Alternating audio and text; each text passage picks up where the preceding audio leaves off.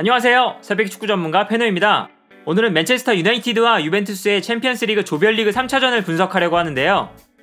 먼저 유벤투스는 4-3-3과 4-4-2를 유동적으로 변형시키는 포메이션을 사용했습니다. 기본적으로는 최전방에 호날두, 디발라, 쿼드라도가 위치하고 후방에는 피아니치, 마투이디, 벤탄쿠르가 중원을 구성하는 4-3-3 시스템이지만 수비 상황이 되면 마투이디와 쿼드라도가 측면으로 움직여서 4-4-2 전형을 만들었습니다. 수비 상황에서 4-4-2로 변화하는 모습은 측면 공간에 대한 안정감을 갖추기 위해서 유벤투스가 자주 사용하는 전략인데요. 4-4-2 전형을 오가는 모습을 확인할 수 있었습니다. 먼저 유벤투스의 공격 장면을 보면 볼을 소유하고 있을 때 3명의 중앙 미드필더를 중심으로 전방에는 3톱이 위치한 4-3-3 전형을 구성하고 있습니다. 하는 모습을 보여줍니다. 4-3-3과 4-4-2를 유동적으로 사용한 것인데요. 이 상황을 보면 공격에서 수비로 전환할 때 마투이디, 피아니치, 벤탄쿠르로 이어지는 3명의 미드필더 라인이 후방에 위치하고 쿼드라도는 공격에 가담이 있기 때문에 아직 전방에 위치하고 있습니다. 측면으로 이동하고 자연스럽게 쿼드라도는 반대편 측면으로 움직여주면서 4-3-3과 4-4-2를 혼용하는 것이 유벤투스의 기본적인 대응이라 할 수 있었는데요. 한편 맨유는 4-2-3-1 전형을 사용했습니다. 그리고 여기서 무리뉴 감독이 중점을 두었던 부분은 마티치, 포그바, 마타로 이어지는 중원 라인이었습니다. 맨유는 공격 상황에서 역삼각형 형태의 중원을 형성하는 유벤투스에 대응해서 정삼각형 형태의 미드필더 라인을 구성했는데요. 맨유는 이것을 활용해서 유벤투스의 중원을 1대1로 마크할 수 있었습니다. 특히 마타가 피아니치를 마크한 것은 지난 리그 경기에서 첼시를 상대로 무리뉴가 보여줬던 수비 방법과 동일했습니다. 마타를 공격형 미드필더로 기용해서 상대의 수비형 미드필더를 마크하는 역할을 맡긴 것인데요. 후방에 위치한 피아니치를 빌드업의 핵심으로 삼는 유벤투스의 빌드업을 방해하기 위한 무리뉴의 아이디어였고, 마타는 이번 경기에서도 피아니치를 부지런하게 따라다니는 모습을 보여줬습니다.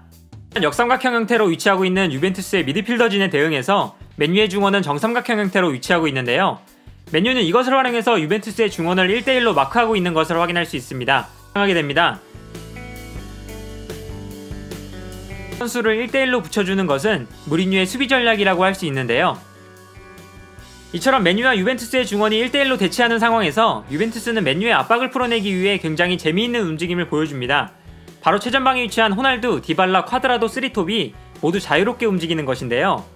여기서 중요한 점은 이 3명의 공격수가 자유롭게 움직이면서 중원으로 볼을 받으러 내려왔다는 것입니다. 유벤투스의 중원을 1대1로 마크하고 있는 맨유의 수비 조직에 혼란을 주기 위한 시도였고, 공격수들이 중원 숫자를 늘려주면서 자연스럽게 맨유의 압박을 피해 빌드업에 성공할 수 있었습니다. 유벤투스의 공격 상황을 보면 이러한 특징을 확인할 수 있습니다.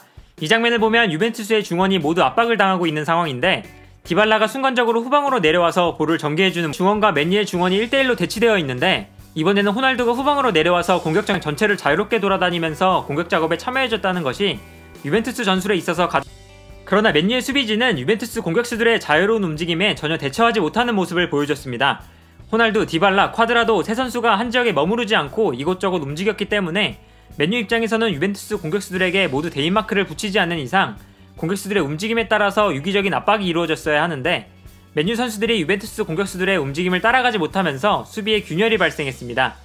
특히 유벤투스의 공격진이 맨유의 수비와 미드필더 라인 사이에 위치할 때 수비수와 미드필더의 의사소통이 제대로 이루어지지 않으면서 유벤투스 공격수들이 맨유의 수비 조직 사이에서도 여유롭게 볼을 받고 움직일 수 있었습니다. 하고 최전방으로 침투하는데, 이때 린델로프와 스몰링은 각자 자신의 앞에 있는 공격수들을 마크하고 있습니다. 그러나 마티치는 최후방 수비수들을 믿고 디발라를 따라가지 않는데요. 또 마크하지 않는 상황이 만들어졌고, 이렇게 유벤투스가 공격수들의 자유로운 움직임을 통해서 맨유의 수비 조직을 효과적으로 공략했지만, 반대로 공격수들이 자유롭게 움직이면서 발생하는 문제점도 있었습니다. 앞서 살펴본 것처럼 유벤투스는 수비 상황에서 마투이디와 쿼드라도가 측면으로 움직이면서 4-4-2로 변화를 시도하는데, 공격 상황에서 자유롭게 움직이는 쿼드라도가 수비 상황에서 자신의 위치로 돌아오지 못하는 경우가 발생했던 것입니다. 따라서 맨유가 유벤투스의 공격을 차단했을 때 유벤투스의 측면 공간에 수비 숫자가 부족한 상황이 생겼고, 맨유가 이 공간을 이용해서 공격을 진행하는 상황이 종종 나타났습니다. 보면 공격 상황에서 자유롭게 움직이는 쿼드라도가 유벤투스의 왼쪽 측면에 위치해 있습니다. 따라서 맨유가 공격을 전개하는 모습을 볼 수 있습니다. 못하는데요.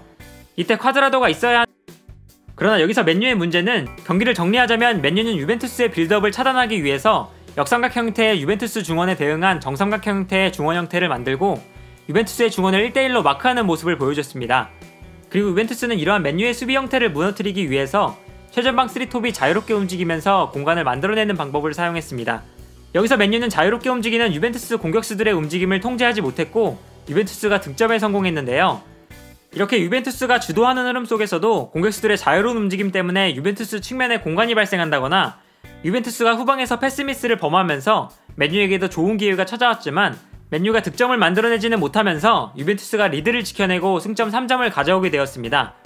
이번 경기 승리로 유벤투스는 16강 진출이 굉장히 유력해졌는데요. 유벤투스가 경기를 주도하는 내용이었지만 무리뉴와 알레그리의 전술 싸움이 꽤나 재미있었던 두 팀 간의 경기가 아니었나 합니다. 오늘 전술 분석은 여기까지고요. 시청해주셔서 감사합니다.